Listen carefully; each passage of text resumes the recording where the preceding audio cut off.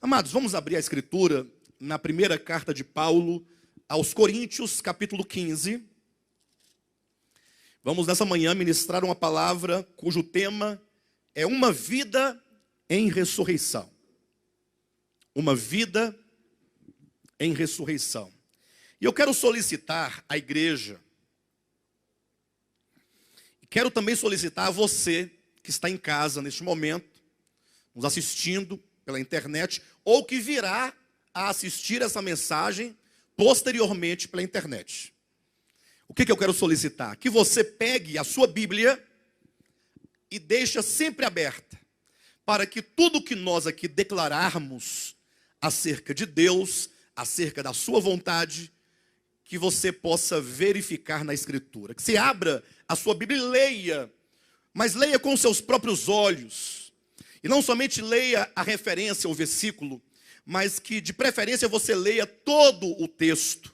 Nós vamos ler aqui talvez 4 ou 5 versículos, mas que você tenha aí, que você possa ler todo o capítulo 15. Faça a sua própria leitura.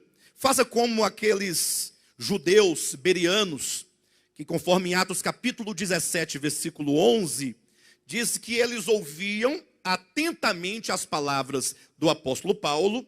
Olha, era do apóstolo Paulo. E então eles acolhiam aquela palavra, eles recebiam de bom coração aquelas palavras. Porém, ao chegarem em suas casas, eles faziam a conferência daquelas palavras com a Escritura. Diz a Bíblia que os bereanos colocavam à prova o falar do apóstolo Paulo, verificando se o que ele havia dito era de fato daquela maneira, segundo as Escrituras. E por que eu estou fazendo essa advertência aos irmãos, aos que nos assistem em casa, ou que nos assistirão posteriormente quando essa mensagem for colocada na internet?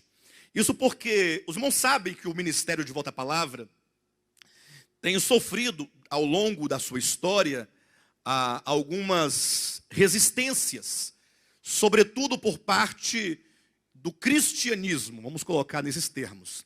E agora, sobretudo, nós passamos muito tempo da nossa história de igreja, de Volta à Palavra, de ministério, combatendo a teologia da prosperidade.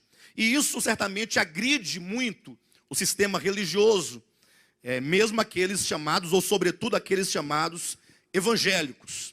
E agora, nesses últimos dias, nós estamos trabalhando muito a questão da realidade.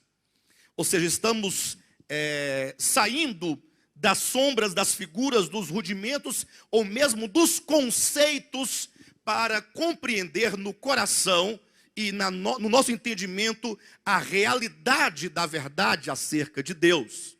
Ou seja, existem realidades. Por exemplo, já falamos muito aqui sobre a crucificação, ou a obra de redenção. Só que de um tempo para cá começamos a migrar do conceito para a compreensão no espírito do significado profundo dessa verdade. Como eu posso experimentar redenção na minha vida? Se não por intermédio do Espírito de Cristo, que é o espírito de altruísmo, que é o espírito de abnegação, que sendo ele Deus, não julgou por usurpação o ser igual a Deus, antes se esvaziou e assumiu a forma de homem, a forma de servo. Então nós temos observado e temos colocado isso em relevo, de que a experiência dessas verdades precisam ser acolhidas no Espírito por meio de uma compreensão da sua substância, daquilo que é mais essencial, para deixar de ser uma doutrina, para ser então uma realidade espiritual em cada um de nós. Hoje, por exemplo, vamos falar um pouco sobre a ressurreição de Cristo.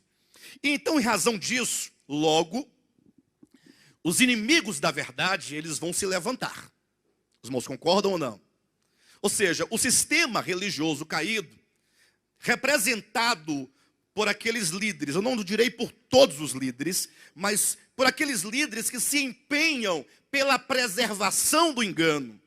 Aqueles líderes que estão de paletó, de gravata, de calça social, sapato vulcabrais, escondidos muitas vezes por detrás de uma aparência de cordeiro, e que eles não amam a verdade, não desejam a verdade, não buscam a verdade, e quando a verdade então chega às pessoas que estão sob as suas lideranças, eles então se levantam